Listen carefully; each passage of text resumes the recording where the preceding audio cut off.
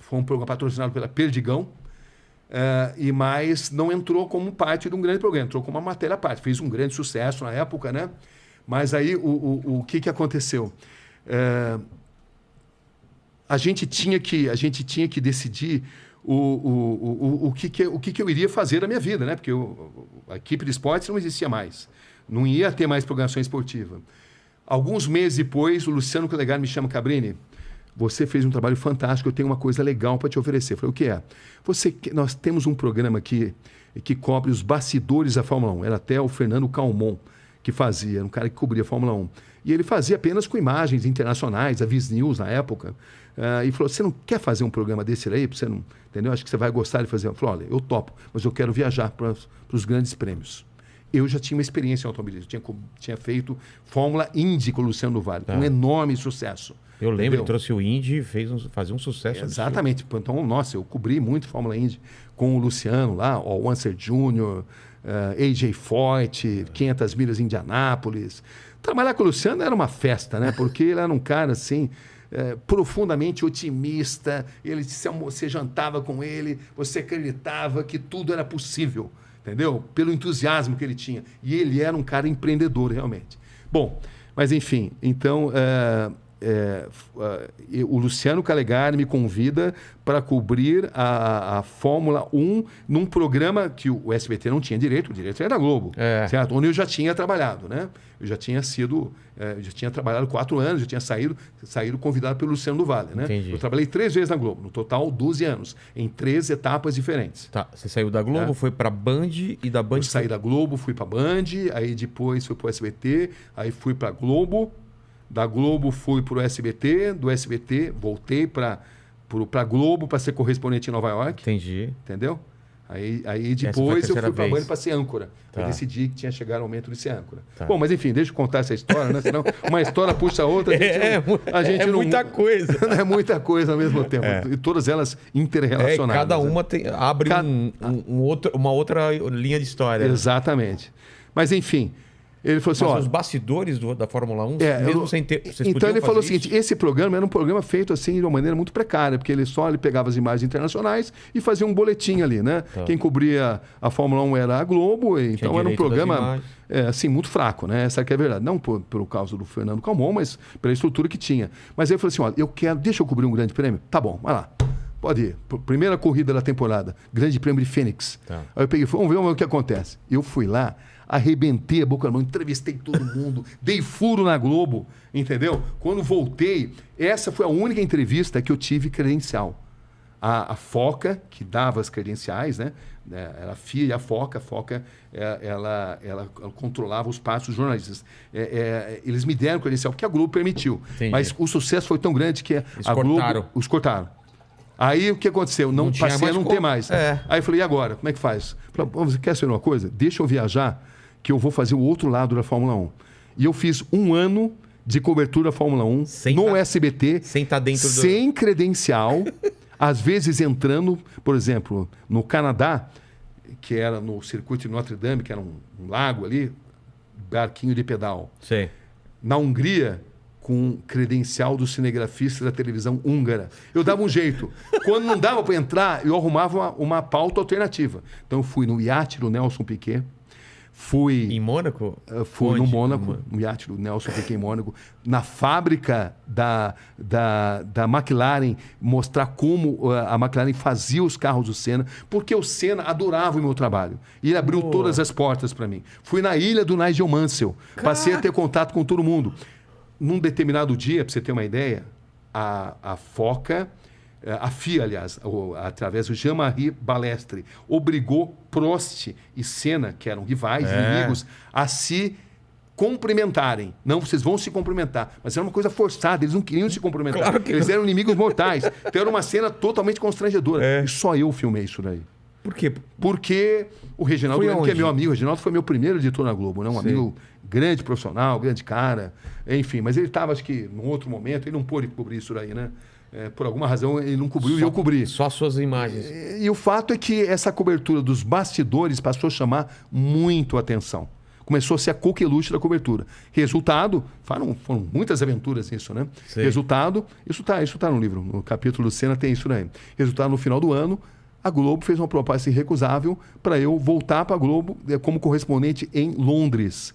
Aí eu volto na Globo, agora pela segunda vez, né? Entro na Globo pela segunda vez, que é na minha estreia, onde cubro a morte do juiz Giovanni Falcone. Eu era correspondente e fui exatamente contratado porque todos sabiam do meu talento, da minha capacidade de cobrir qualquer tipo de fato. Mas né? Londres é só a base. Era a minha base. De lá você ia para De lá eu ia para todas as partes do mundo cobrindo Fórmula 1. Enfim, eu passei a ter uma grande relação com os pilotos, especialmente com o Senna, que me abriu muitas portas. E aí eu passei a cobrir Fórmula 1 pela Globo, pela porta da frente. E aí era muito mais fácil, né? E aí veio 93, onde eu descobri o paradeiro do Paulo César Farias, entre uma cobertura e outra. Passei a fazer coberturas políticas, coberturas de guerra, cada vez mais importantes, entre um grande prêmio e outro. E passei a crescer muito. Você fazia ao mesmo tempo, então, os grandes prêmios e fazia essas coberturas também? Fazia. Então você não era preso Não, porque você tinha as corridas, mas as corridas não aconteciam todo fim de semana. Elas tinham ali um determinado número de datas e eu ia para todas. Né? Eu tinha a incumbência de cobrir toda a temporada, mas sobrava muito tempo para cobrir outras coisas. E também, algo que eu fiz que me deu assim, muitas oportunidades. Como eu viajava muito pela Fórmula 1, eu sempre arrumava outras pautas. Para aproveitar. Então estava na Hungria, vou lá para a Romênia fazer o castelo do Drácula. A Globo devia adorar um negócio desse. Não era sua obrigação você ainda trazer outra matéria? Mas eu era assim muito entusiasmado, eu não medi esforços, cobri muita coisa dessa forma e passei a cobrir todo tipo de evento e comecei a fazer grandes matérias investigativas. Eu já fazia matérias investigativas e é dessa data que eu cubro a descoberta do Paulo César Farias, né? Enfim, o que acontece é que em 94... em 93, aliás, em 94 morre o Senna, em 95 o SBT... Você estava onde na morte do Senna? Você estava no Imola. Você estava lá? Tava. Eu anunciei a morte dele, né? Como que foi? Porque eu estava em casa, eu lembro, era um domingo e tal. Inclusive a frase que eu usei, as pessoas lembram até hoje, uma notícia que a gente jamais gostaria de dar, morreu Ayrton Senna da Silva. É porque quando acontece um acidente, ninguém sabe direito o que aconteceu. Onde você estava? Para você chega como a notícia? Olha, alguém está em campo? Aquele fim de semana, foi um fim de semana... Isso, eu vou tentar resumir aqui, isso é um dos capítulos do livro, né? Mas enfim, foi o fim de semana mais diferente, mais nefasto de toda a história da Fórmula 1, porque na sexta-feira você teve o acidente do Roland Ratzenberger. Exatamente. Aliás, desculpe, na sexta-feira você teve o acidente do Rubens Barrichello. Esse eu não sabia. Na sexta-feira você teve o acidente do Rubens Barrichello, um acidente extremamente grave. O Rubinho quase morreu, o Senna foi um dos primeiros a chegar no local do acidente, socorreu, ajudou a socorrer, foi no hospital visitar o Rubinho. No sábado morreu Roland Ratzenberger. Exatamente. Entendeu? E o próprio Senna me contou que ele não tinha morrido na pista. Que ele não tinha morrido no hospital, mas sim na pista, que ele morreu na pista. Abalou ele e tinha sido contado uma mentira, porque pela lei italiana, quando acontece o que eles chamam de sinistro, o evento tem que ser automaticamente suspenso. Então a corrida que vitimou Ayrton Senna não poderia ter sido realizada, porque o evento deveria ter sido suspenso. Se seguisse a lei... O Senna me contou isso. Se seguisse a lei, ele não teria morrido. O Senna me contou, olha, Sabrina, eu vou te contar, você não pode falar, eu respeitei isso. O Ratzenberger morreu na pista, não morreu no hospital, mas está sendo divulgado que morreu no hospital para possibilitar a realização do evento. O Senna não queria correr, estava muito abalado, porque ele se sentia sob pressão, pela falta de segurança dos carros da Fórmula 1 naquela época, pelo fato de ele ter lutado muito para ir para o Williams, e quando ele chega no Williams ele encontra um carro totalmente desequilibrado e era difícil explicar para o público que o carro que no ano anterior tinha suspensão ativa e que nadava de braçada em relação aos concorrentes, era um carro pior que o do Schumacher, cuja Benetton estava burlando o regulamento. Estava burlando, usava artifícios tecnológicos não permitidos pelo regulamento. E era difícil para ele poder explicar tudo isso. Então ele estava profundamente assim abalado, foi obrigado a fazer mudanças no carro, improvisadas, porque ele não se sentia bem no cockpit, ele não estava confortável por uma reunião de fatores. E o fato é que o Senna quase desistiu de correr naquele fim de semana por todos esses elementos, né? Então, ele chega a falar com outros pilotos, faz alguma reunião? Ele chega a falar, eles chegam a se reunir, mas aí, por uma questão contratual, decidem correr. Decidem que tinham que correr. Então você tem aquela célebre imagem dele que está totalmente contrariado. E contrariado também porque ele tinha um carro inferior ao do rival. No braço ele conseguia as pole positions. Ele não tinha marcado um único ponto, era a terceira corrida da temporada. Nas duas anteriores ele não tinha feito um único ponto. Ele tinha sido no Brasil, em Aida, no Japão. Ele tinha sido pole position, mas tinha quebrado. Entendeu? Tinha tido um acidente e tinha parado, né? Não tinha marcado o ponto. E ele estava se sentindo sob pressão. Então ele tinha sido pole position mais uma vez, mas ele tinha ali no retrovisor Schumacher arrojado, com um carro que não respeitava o regulamento, e era difícil para ele falar sobre isso. Era muito difícil. Então, tem uma série de detalhes, eu não vou contar tudo, porque senão a gente não fala de outro assunto, né? Mas são muitos fatos, né? A célebre reunião sobre pneus que estavam fora do regulamento também, e que a Goodyear reúne o Frank Williams e o Senna. Eu conto também o que aconteceu. O fato é que a cabeça do Senna estava muito abalada, porque uma gambiarra tinha sido feita no carro, porque o carro era inferior e porque essa sucessão de acidentes tinham mexido com o emocional dele, né? O acidente gravíssimo do Rubinho, que por um triz não morreu na sexta, o acidente fatal do Roland Ratzenberger, enfim, era um piloto muito diferente daquele que a gente estava acostumado a ver e sob imensa pressão de vencer. Total. Porque patrocinadores pressionavam, a torcida pressionava, o mundo pressionava, porque ele era o melhor piloto. E ele não sabia como explicar, como falar para a opinião pública a situação que ele estava vivendo. Como é que ele vai explicar com um carro que no ano passado não dava nem graça, né? O Mansell ganhava e quase que podia parar o carro para tomar um cafezinho, né? Entendeu? Com a suspensão ativa. Pareciam duas fórmulas diferentes, né? A fórmula da Williams, com a suspensão ativa, que depois tinha sido proibida, né? Foi proibida. Quando foi proibido, o regulamento mudou.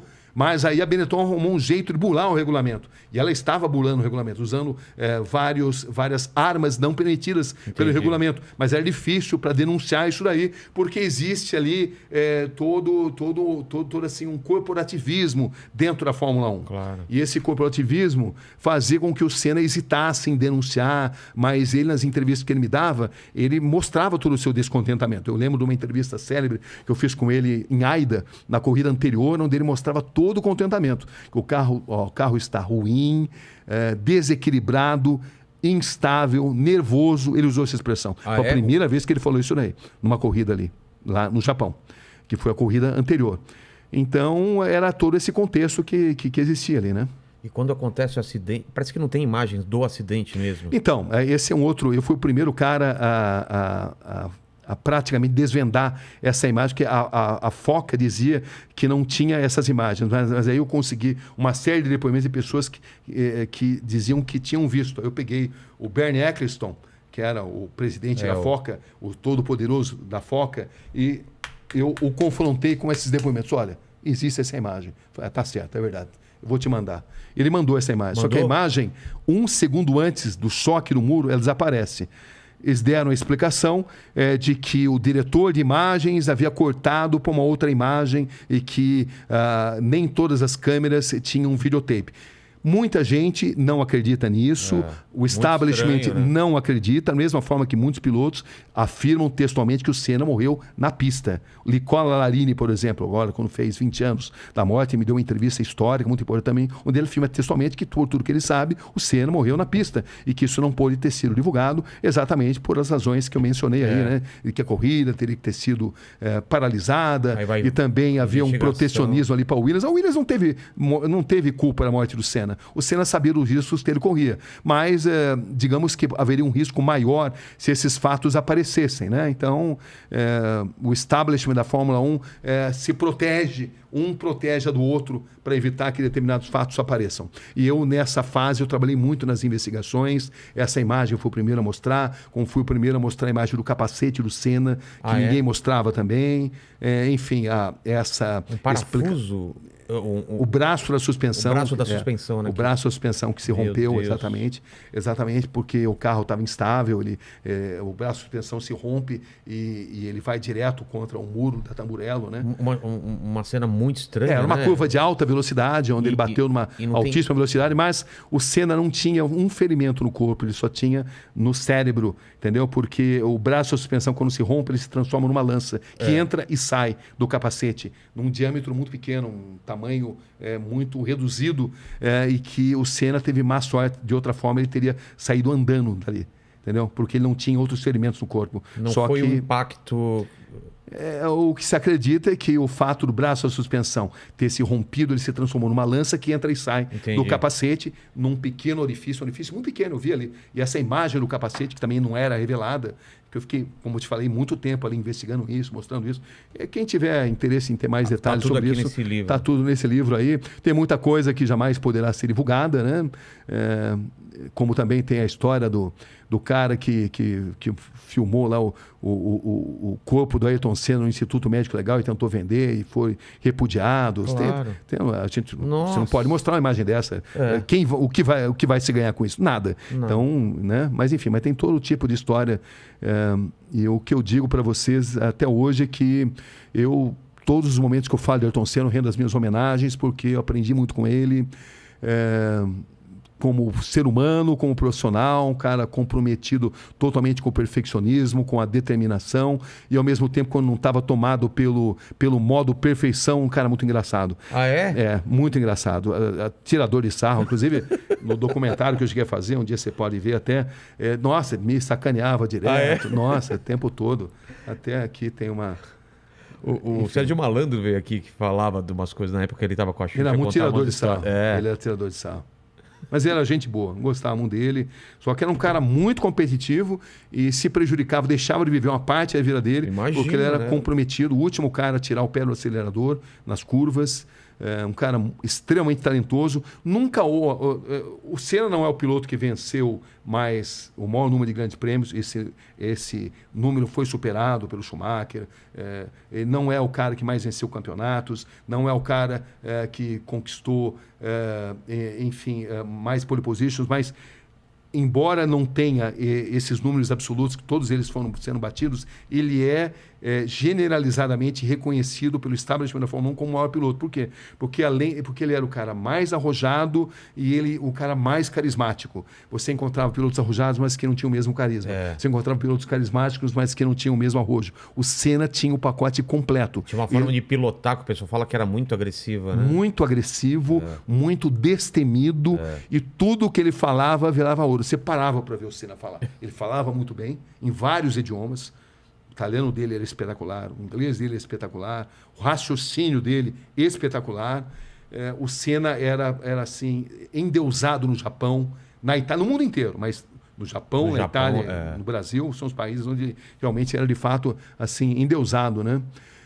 E um cara muito especial, muito bacana e, enfim, um momento muito bacana. Tanto que um ano depois, quando eu recebi essa proposta para sair, a Globo, eu lembro que fez uma proposta para eu ganhar uma espécie de bicho, né, de premiação lá para renovar meu contrato, mas eu decidi que eu não queria mais cobrir Fórmula 1. Se eu ficasse na Globo, eu tinha que continuar cobrindo Fórmula 1, mas depois da morte do Senna, eu achei que não tinha mais sentido, eu queria dar prosseguimento à minha carreira de jornalista investigativo internacional. E foi isso que eu fiz. E eu pude fazer isso inicialmente fora da Globo, mas aí, um ano e meio depois, a própria Globo me levou de volta para Nova York, enfim. São etapas da minha vida. O que você mais gosta de fazer, esse jornalismo investigativo. Com certeza, essa é a minha essência. E a gente até estava conversando antes de começar aqui, essas suas conversas com o Fernandinho Beiramar e tudo mais. Como que... Um capítulo. Tá aqui também no capítulo. E eu vi agora... o livro foi isso aí, foi você arrumar histórias diversas, por exemplo. Tão diferentes assim, olha só. Bem diferentes. Vamos lá. Então tem por exemplo... Aqui, ó. Tem o... É muito diferente uma da outra. Tem do diferente. Senna... Acho que passou aqui. Aqui. Ó. Quer ver? Então vai. Senna. O PC, né? PC, a descoberta do PC Farias. PC Farias. Esse dos padres lá. Isso, exatamente. Pedofilia. Investigação.